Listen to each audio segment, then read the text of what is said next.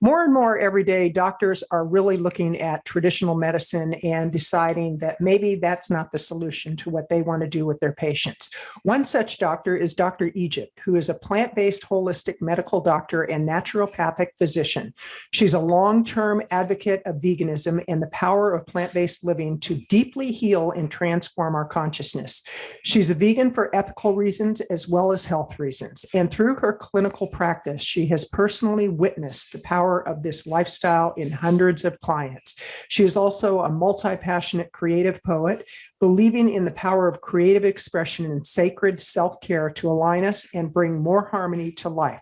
On a personal note, she's a minimalist, unschooling mama, and spiritual explorer. You're going to find out exactly what an unschooling mama is and why she switched to being a holistic medical doctor. So stick around. You're in for quite a treat.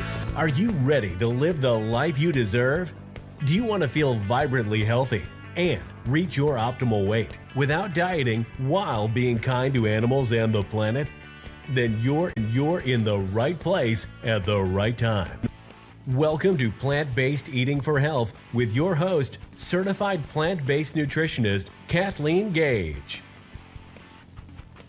So, Dr. Egypt, it's really exciting to have you on the show because you've got quite a amazing background. One, you're a plant-based holistic medical doctor, you're a naturopathic physician, and you're a minimalist. I want to know more about that. And you're an unschooling mama. Now, let's start with unschooling mama. What is that?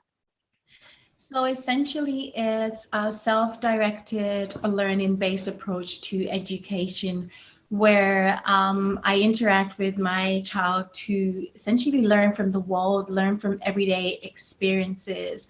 It involves continual learning, so we don't have like too much structure or like predefined things like grades and testing and other ideologies like that. I just feel like education is not something that should only be locked in through the traditional models of going to school and that educational paradigm. So unschooling essentially is learning from life, from books, from textbooks, workbooks, workshops, talking to people, going on play dates. It's just learning from everything. Okay. And now you're plant-based vegan. When did you become vegan? So I've been vegan, I'd say going on almost 15 years now. Yeah. And how did that happen? Well, my whole sort of plant-based exploration started probably in my late teens, I'd say when I was about 19. I had chronic health conditions. So as fortune and fate would have it, I actually shared a house. I had a flatmate who was vegetarian at the time. And I was young. She was significantly older than me. She was about 8 years older than me. So she did most of the cooking. I really didn't know how to cook much. And it happened that she was vegetarian. And she was, I started eating her meals and I was like, oh, this tastes quite good. And I noticed just in that process that, as I lived with her and continued to explore and eat her food, some of my health challenges started to subside and some of them even like resolved because I was eating mostly her food when I wasn't buying, like the snacks and the junk food and what have you. So I think that for me, my mind was like the specific predefining moment that like spurred me on the plant-based journey, in addition to like other sort of spiritual growth practices that came into my life strongly at that time. And I just started to just dig into it and explore it and self-educate and get more into. So initially I was a vegetarian. Well, for the people that really don't understand the difference, because it's amazing how many people think being vegetarian means being vegan. Explain what the difference between a vegetarian and a vegan is from your perspective and from your own experience, and why the switch from vegetarian to vegan. I know what my answer is, but I want to hear what your answer is. Sure. So vegetarian is a predominantly plant-based diet. However, it's not plant exclusive in that vegetarian still incorporates animal-based products, some animal-based products into their diet, notably, let's say dairy, some eat eggs, some eat cheese and other milk-based products, some eat both. So that's vegetarian. And vegan, on the other hand, is a solely plant-based diet where there's no introduction of any animal-based products into the diet. But for me, I view veganism as much more than a diet. It is, it's an ethical stance, it's a mindset, and it's an approach to life. So it's more, for me, being vegan is more of a lifestyle. Right.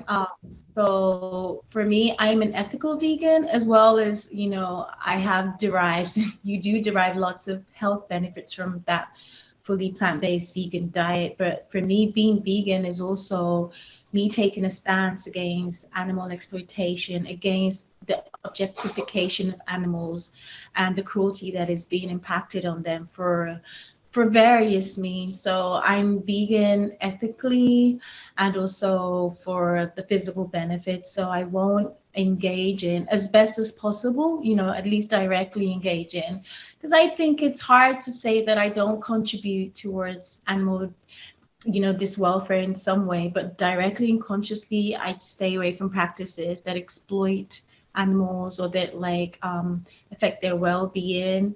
So things like going to circuses or wearing leather and just things like that, that's just not for me. So that's the main difference, I would say, in my opinion. Well, and it's interesting because there's a lot of people who have a real misunderstanding of what being vegan is, the people that are not vegan, and they don't realize it's a process that we go through. Because when I became vegan, initially I called myself plant-based, and it was about 6 months into it that I realized I actually am vegan, and it's about the do minimal harm wherever possible. And, sometimes we may, let's say a car, for example, may have leather seats. Well, it doesn't mean we're going to sell our car, but it means we're going to honor that the sacrifice that was made before we even knew that such a sacrifice was made. And, a lot of people say, oh, you vegans are such hypocrites because, with your diet and all that. And it's so controversial, but I love how you explained it, because it really is about being as ethical as possible and doing no harm wherever possible. And it is a lifestyle, which actually leads into, you're a holistic medical doctor. When did you become a holistic medical doctor? What made you decide to go down that path? And then I want to talk about what you do in your practice and how you work with your patients. Okay, so traditionally I qualified in conventional medicine in the UK. So when I did my training, it was pretty much standardized, heavily pharmaceutical-based training, where disease for the most part was seen as pathology that should primarily be addressed by pharmaceuticals and some minor incidences by surgical intervention. So I didn't grow up, but I got trained in that conventional training. However, just really earlier on, even whilst I was in med school, I would say from maybe my second, third year of medical school, just based on different experiences that I was personally going through. Like I started, attending things like health shows and seminars. I started self-educating, reading a lot of books about diet and healing and supplements and nutrition and plant-based, more going deeper into the plant-based diet. And I was incorporating some of these principles into my life. And I noticed that I was getting better. I used to have chronic migraines, irritable bowel syndrome, and just different pathologies and skin disharmony and things like that. But I noticed that through these simple practices that I was incorporating, my health challenges were really going away. And I just thought there's this disconnect. I'm learning all this about health and disease and pathology, but the thing that is helping me is not pharmaceutical agents. It's, nature-based foods and lifestyle practices that are accessible to most people, but I'm not learning about in medical school. So I already kind of had the disharmony within my heart. So I practiced for a few years, but just with the nature of the conventional system, it's not all bad. There's a lot of good in it for sure. But I wanted a more balanced approach. What I started to understand is true healing. And for me, true healing doesn't leave out parts of ourselves. If we address the body and our symptoms, surely we should go deeper. Surely we should also look into our mental wellness or well-being. We should look into our spiritual lives and even our environment. Like our environment can sort of feed into our healing and our sense of well-being. So I just started to question a lot of things. And I started to explore more things like, sacred herbalism, nutrition, just, lifestyle medicine, things like that. And long story short, that put me on the path of naturopathic medicine. I hadn't known about it before I just started training. So I trained in the UK, I worked a while in New Zealand, and then I moved to the US to train in naturopathic medicine, specifically for that reason, because at the time we didn't have a naturopathic program in the UK. We just had like nutrition and herbs.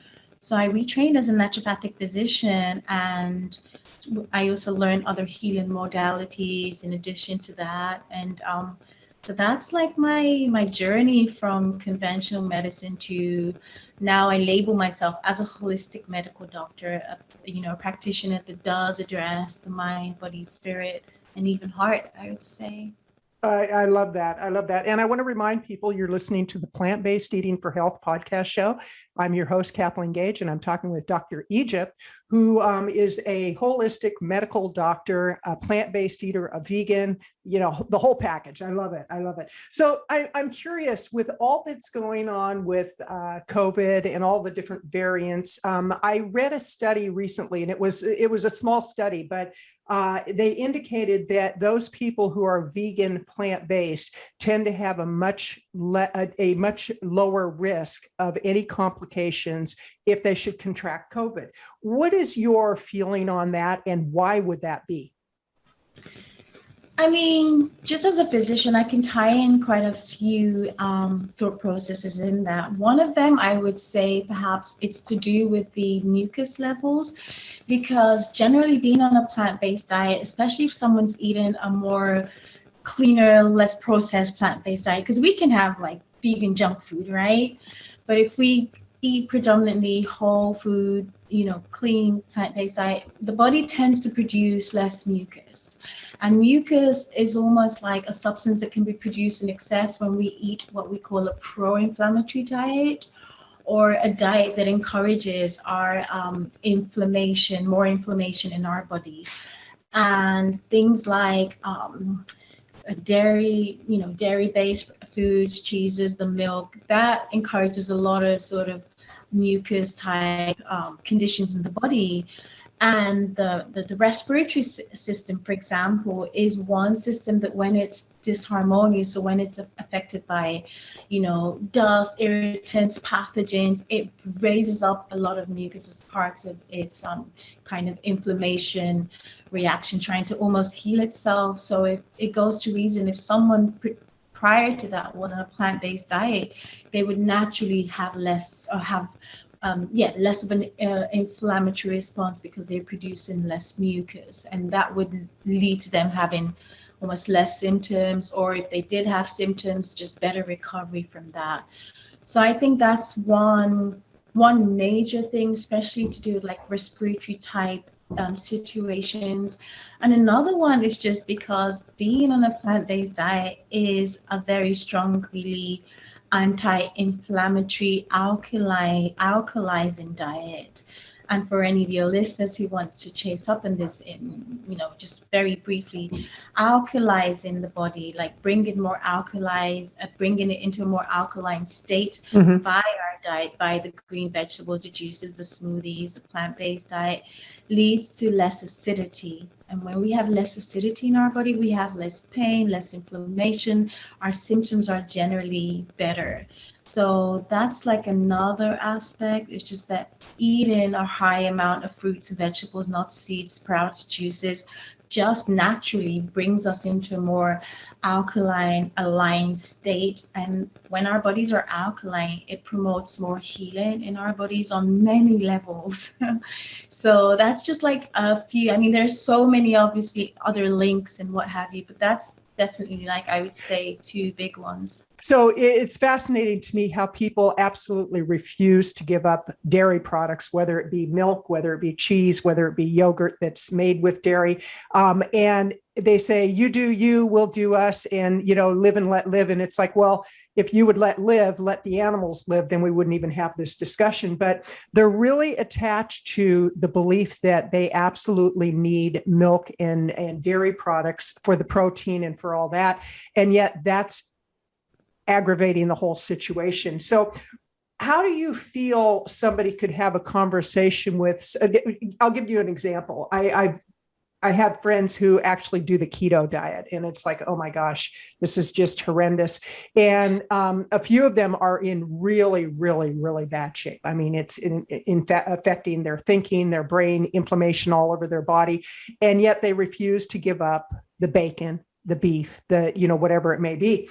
And I had one woman who actually said, I'm under a doctor's care and he's taking care of me. And he said, my diet's okay. And it's like, oh my gosh, you're incapacitated. How do you have that conversation with people without imposing the whole lifestyle, but to let them know you've been fed a lot of lies by the dairy, by the animal agriculture, by all these different industries, by big pharma, that it's all about money. And so, I get more and more passionate about it every day because I see the lies that are going on. How can we do more advocacy work around that?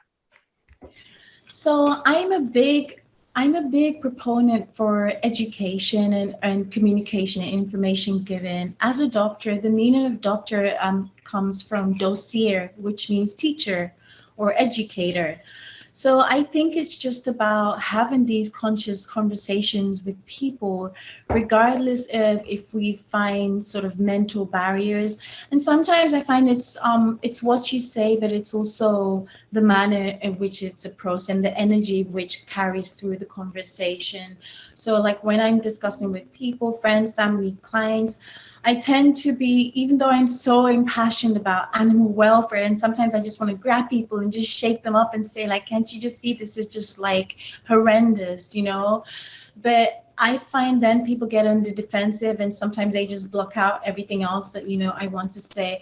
So it takes a lot of courage to approach people with an attitude of gentility and understanding, to understand where they're coming from. I think like our relationship with foods is one of the most intimate relationships we'll have in our lifetimes. Most people eat 3 times or more every single day for the rest of their life. That's a relationship that's being built. And when you layer on things like culture and society and, just things people were used to growing up with, and the false information, the misinformation, it's a lot to unpack. So I continue to, with a sense of gentleness, try and educate these people. And I find like sometimes even if you leave it at the level of, eat more plant-based diet, or I think it would be good for you, make you feel better, you have more energy. Most people just blank that out because they're by their taste, their conditioning. But I find that a few people that I've actually sent this information to about like what's actually happening to the animals in the factory farms, about the big farmer and the big medicine lights. When I'm presenting them with more, background information, they become aware. So it's providing more awareness to them. I think a lot of people, even those that do enjoy the taste of the burger, what have you, when they're shown, like truly shown, even if it's by documentaries or they watch something online, the despicable situations that these animals go through, for most people, it touches their heart. It might not turn them vegan overnight, but it starts those questions, those dismantling of the narratives in their head. It triggers a spark. So I think education and conscious conversations is very important, So that's what I find helps. And it depends on the kind of person. Like if I'm working with a client who I find is more scientifically inclined, they want evidence-based medicine, I point them towards resources like the China study, which is like the largest nutritional research that's been done inter-country, inter-laboratory, university gathered information that does point to the plant-based diet literally being the healthiest diet on earth for man. So I point them to those evidence-based research studies. So it's not just anecdotal, it's just not my experience as a plant-based doctor.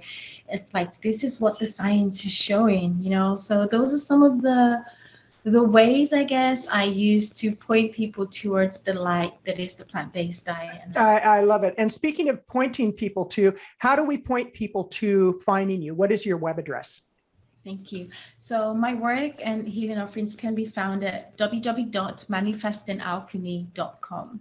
And again, if you could repeat that again. Okay, so it's www.manifestingalchemy.com. Okay, great. Manifestingalchemy.com. And we'll make sure that's in the show notes. So you mentioned the book by T. Colin Campbell, the China study, and I had the opportunity to bring him on my show probably about a year or so ago. Fascinating man. And it took him 20 years to get the research for that particular study. So Dr. Egypt, where do you see the medical profession going? Because it's pretty evident that things need to change. I mean, we are a very, very sick world, not just a sick US or a sick Canada, sick Europe. We're a sick world, and things are getting worse by the day, not only with our health, but the environment, the animals. Factory farming has gotten so horrendous. And there are people that deny it's even happening. They're like, oh, no, they couldn't be doing that. And it's like, yes, they are doing that. So in your opinion and your experience, where do you see the medical profession going? So I like to have an optimistic stance for life in general.